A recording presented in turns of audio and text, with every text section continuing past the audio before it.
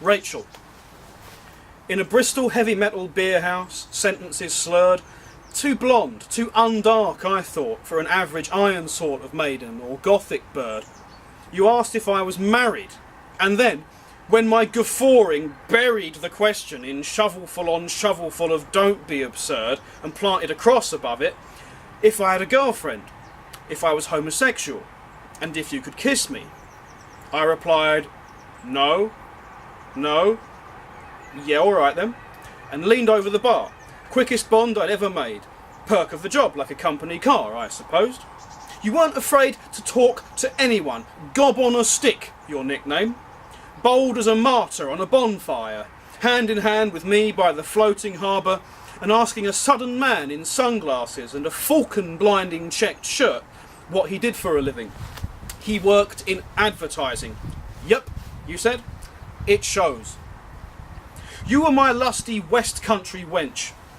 I licked clotted cream off your toes and drank cider out of your belly button, but could not wrench my love for you knees over nose, arse over tit, into the throes of emotional cord-cutting, defence mechanism sabotaging devotion that you offered me and required back. I wasn't sure why. I wanted to deliver. Even more than I wanted to kick every accentless, bleating, neo-feminist eunuch in the nation to a bloody, toothless, whimpering death. You stuck up for me with every breath, calling my erstwhile best friend with her broomstick and pagan prayers a snake in the grass and a bitch. Don't forget your brush, Claire. When her priority switched from friendship to politics, and I was evicted from that dual carriageway and casino-flanked cottage where the poet Thomas Chatterton, who swallowed arsenic and spat out more than limericks, was born. Just a cripple's jog from that spire-shadowed, leafy, bushy roundabout where we got the horn. Evicted without warning for not being female. Some would call it dirty tricks that you gave Bristol City Council, every detail of Claire's peace flag windowed matriarchal occupation, but I call it the touching sparkle of loyalty.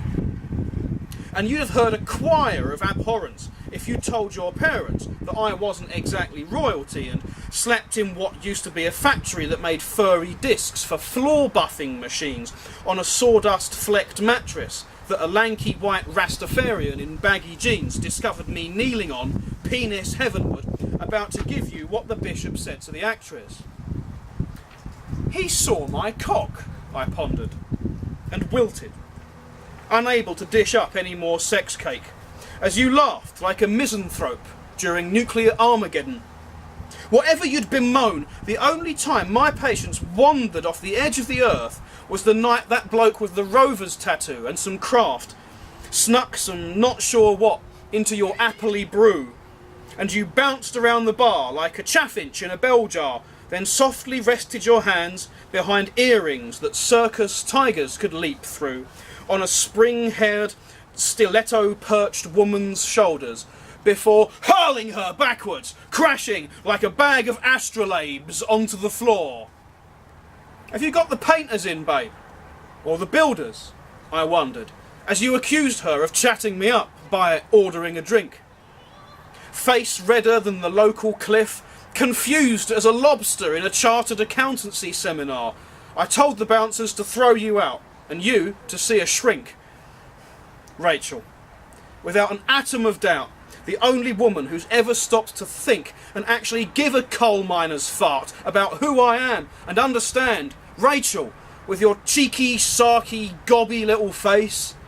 I'm sorry I couldn't fall to my knees with a hallelujah for you, but I'm not sorry about the new start you gifted me, as thrust traded with clench to profit both in a merger of two minds emerging from dark ages, a rebirth, an injection of affection curing a brain tortured by the fact the world isn't a fig orchard, by the idea that no worthy girl will ever care for me because you did, and now I don't feel stupid, weird or empty to be on my own, which was all I needed through years of letting bad luck defy my spirit and crush me to tears. Now I know I can be alone and grow and fructify and don't need to worship anyone. So, thank you.